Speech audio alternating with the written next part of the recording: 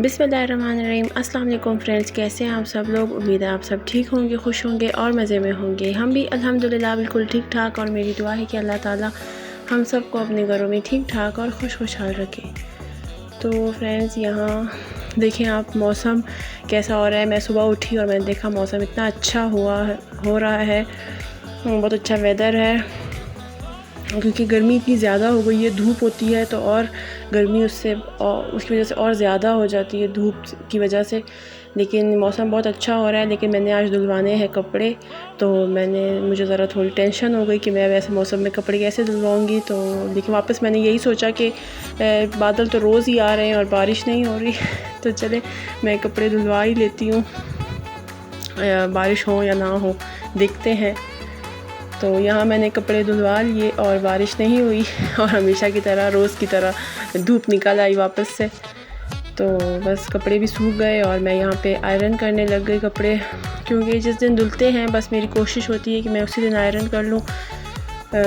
उसी दिन कर लूँ तो बहुत अच्छे हो जाते हैं, क्योंकि कपड़े भी थोड़े गीले गीले होते हैं। और जब सूख जाते हैं नेक्स्ट डे आ जाए तो फिर मुझे थोड़ी सुस्ती हो जाती है और फिर मेरा दिल बिल्कुल नहीं करता मैं कपड़े प्रेस करूँ। तो इसलिए मेरी कोशिश होती है कि मैं उसी दिन कर लूँ। बच्चे भी यहाँ पे स्कूल गए हुए हैं, तो मैं इसीलिए ज़्यादा बस मुझे है कि जल्दी जल्दी मैं अपने काम कर लूँ, क्योंकि बच्चे होते हैं फिर ये वाले काम ज़रा थोड़े मुश्किल हो जाते हैं, क्योंकि बच्चों के लिए कभी किस काम के लिए उठना बैठना पड़ता है। तो इसलिए फिर मुझे थोड़ी मुश्किल होती है। तो बच्चे भी स्कूल गए हुए हैं और बस मैं मौके से भरपूर फ़ायदा उठा रही हूँ तो बच्चे आएंगे अभी दोपहर तक, तो तब तक तो कुछ हो ही जाएंगे। सारे तो ख़त्म नहीं होते, लेकिन ये है कि ज़्यादा मैं कोशिश करती हूँ कर लूँ।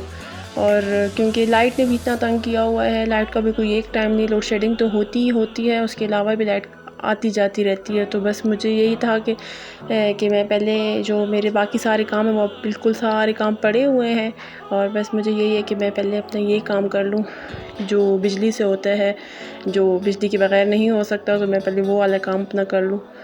तो इसलिए मैंने कहा कि चले मैं पहले आयरन कर लेती हूँ कपड़े, फिर उसके बाद बाकी काम तो हो ही जाएंगे। कुकिंग वगैरह तो बगैर लाइट की भी हो ही जाती है, पर ये वाला काम जो है ना ज़रा लाइट के बगैर नहीं होता। और बस यहाँ मैं कपड़े आयरन कर रही हूँ। मैं शादी से पहले ना हमारी ऐसी आदत थी कि हम लोग जो है ना कपड़े, अम्मी ने हमें ऐसे आदत कराई थी कि हम लोग जिस दिन कपड़े धुलते थे उसी दिन अम्मी को होता था कि बस आज हम लोग प्रेस कर लो। तो बस दिल करे ना करे हमें बात माननी पड़ती थी और हम करते थे उसी दिन प्रेस कपड़े। लेकिन फिर जब मेरी शादी हुई तो फिर मैं थोड़ी ढीठ हो गई, और बस फिर मैं जो है ना रोज़ मैं जब भी कपड़े धुलते थे ना मैं उसको तय लगा के कैबिनेट्स में रख लेती थी।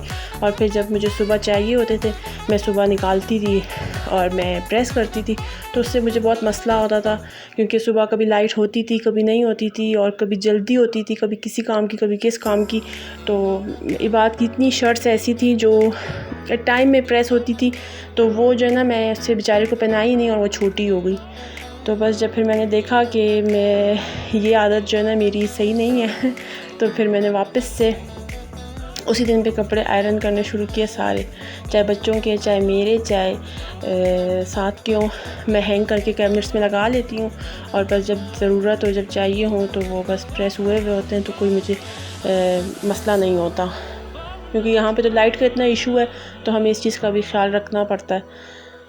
और मेरी आयरन भी देखिए बेचारी बहुत पुरानी हो चुकी है, क्योंकि ये मेरे सास के टाइम की है। मेरी अपनी आयरन जो है ना स्टीम वाली है, लेकिन मुझे उससे मज़ा ही नहीं आता, उससे मुझे बस तसल्ली नहीं होती है जब मैं उससे आयरन करती हूँ। ख़ास तौर पे जेंट्स के कपड़े तो बिल्कुल भी नहीं होते उससे।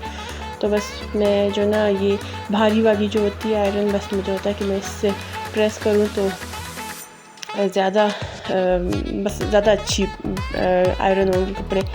तो बस इसलिए मैं जो ना ये वाली आयरन यूज़ करती हूँ। और वो जो मेरी है वो बच्चे यूज़ करते हैं खेलने के लिए वो बच्चों की हो गई है, वो बच्चे यूज़ करते हैं, और मैं ये वाली यूज़ करती हूँ। तो यहाँ पे आज आना है मेरी नंद ने भी, तो मैं साथ साथ ये भी सोच रही हूँ कि मैं लंच में बनाऊँगी क्या। तो लेकिन बस तसल्ली थी कि चले लाइट आएगी जाएगी तो फिर मैं इतना ये काम कर लूँगी। तो लाइट चली गई थी और मैं किचन में आई। मैंने सोचा ये कि मैं आज बनाती हूँ साग और मकई की रोटी बनाती हूँ। तो मकई का आटा है ये, और जिसे मैंने छान दिया। जो मकई के छिलके होते हैं वो छानने से वो निकल आते हैं और आटा नीचे से निकल आता है। तो यहाँ पे मैंने आटे में थोड़ा सा नमक डाला, थोड़ा नहीं 1 चम्मच 2 चम्मच जितना, क्योंकि ये ज़रा आटा थोड़ा फीका होता है तो इसमें मैंने ज़रा नमक थोड़ा ज़्यादा ही डाला। और गरम पानी से, नीम गरम पानी से इसे मैंने गूंदा। मेरा पानी ज़रा थोड़ा ज़्यादा गर्म हो गया था तो मैंने जो है इसमें थोड़ा नॉर्मल करने के लिए थोड़ा ठंडा पानी मिलाया इसमें, और इसे अच्छी तरह से मिक्स करके मैंने यहाँ पे देखें ये आटा इतना नरम सा गूंद लिया है। क्योंकि ये आटा उसी टाइम, जिस टाइम आपने बनानी होंगी रोटियाँ, ये उसी टाइम आप गूंद सकते हैं। ये आटा आपने उसी टाइम गूंदना, ये पहले गूंद के आप नहीं रख सकते, उसी टाइम में ही आपने गूंदना होगा। तो यहाँ देखें ये पानी की मदद से मैं अब इस रोटी को बड़ा करूँगी। और साग तो मैंने पहले ही बना दी थी, क्योंकि साग का इतना मसला नहीं है। वो बस साग को प्रेशर में डाला और मैंने साथ लहसुन के कुछ जवे डाले और प्याज को मोटा काट के डाल दिया, साथ नमक मिर्च हल्दी और ऑयल डाल दिया, और बस उसे आधे घंटे का प्रेशर लगा दिया। और जब फिर मैंने खोला तो फिर से मैंने अच्छी तरह से भूना, बस तो वो रेडी हो गई साग। तो यहाँ बस साग रेडी थी। तो बस मैंने कहा रोटी में ज़रा इसकी टाइम लगता है ज़्यादा, क्योंकि रोटी इसकी ज़रा मुश्किल होती है। और बस मुझे ये था कि चलें कोई आता है तो फिर ऐसे मुश्किल डिश जो होती है ना, वो कोई आता है तो फिर मैं बनाती हूँ। और क्योंकि वैसे आम तो खाने सभी खाते हैं, तो ये एक ऐसी चीज़ है जो बहुत कम ही हर किसी घर में बनती है। तो मैंने सोचा चलें यही बना लेती हूँ मैं भी। और यहाँ देखिए ये मैंने शॉपर की मदद से मैं इसे बड़ा कर रही हूँ। शॉपर को मैंने ऊपर और नीचे से काटा और साइड से भी मैंने इसे काट लिया और इसे खोला और इसे रोटी इसमें रखी और इसे बेलन की मदद से मैंने बड़ा किया। और ये देखिए कितनी अच्छी आसानी से जो है ना ये बड़ी हो गई है रोटी मेरी। इसे बहुत ज़्यादा पतला नहीं करना है इसके रोटी को, कि जो है ना फिर बहुत ज़्यादा सख्त होती है। तो नॉर्मल आप इसे रखें और दरमियानी आंच भी दरमियानी रखें, मीडियम आंच में आप इसे बनाएंगे। घी या ऑयल वो आपकी मर्ज़ी है। मैंने घी यूज़ किया, आपकी मर्ज़ी, आप ऑयल यूज़ करना चाहते हैं या घी यूज़ करना चाहते हैं वो आपकी मर्ज़ी है। लेकिन जब तक ये पूरी तरह से एक साइड से पक नहीं जाएगी उसे साइड पलटना नहीं है आपने। और यहाँ देखिए ये मेरी रोटी और साग और लस्सी तैयार हो चुकी है। और सब ने बहुत शौक़ से खाई, बहुत मज़ा आया, क्योंकि ये बहुत कम बनती है ये चीज़, तो सबको अच्छी लगी ये डिश। तो बस इस साथ मैंने इसके ऊपर डाल दिया मक्खन। और ये बच्चे पढ़ रहे हैं। क्या लिख रही हो तू बाप? Capital A small. हाँ चलो अभी आगे लिखो।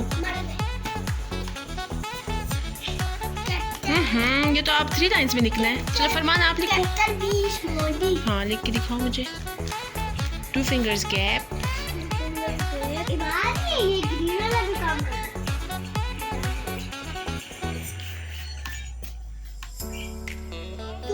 Good boy. देखो फरमान ने कैसे लिखा है।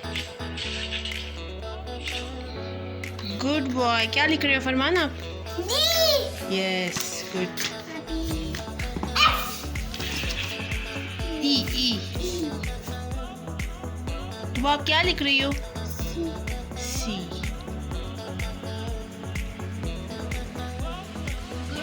फरमान आप रॉन्ग लिख रहे हो। फरमान आप रॉन्ग लिख रहे हो। आपने तो उल्टा लिख लिया। और ये बात आज फ्री हो गया है क्योंकि इसके पेपर्स ख़त्म हो चुके हैं और ये आज गेम में लगा हुआ है और छोटे बच्चे जो हैं वो पढ़ रहे हैं। हाँ अभी बात की छुट्टियाँ हो चुकी हैं और ये इनके भी तक है तो ये लोग जा रहे हैं। और आज मेरे पेपर भी खत्म। आज आपके पेपर साइंस का पेपर था बहुत खत्म। ठीक है। और मैंने अपना उर्दू का पेपर भी कर दिया और उर्दू का पेपर और मेरा थोड़ा सा रह गया था तो मैंने कर लिया। चलो अच्छी बात है। बहुत पहले क्या हुआ? फरमान आप क्या लिख रहे हो? गुड। तुम आप क्या लिख रही हो? आपने डी तो लिखा नहीं। ये तो नहीं लिखा।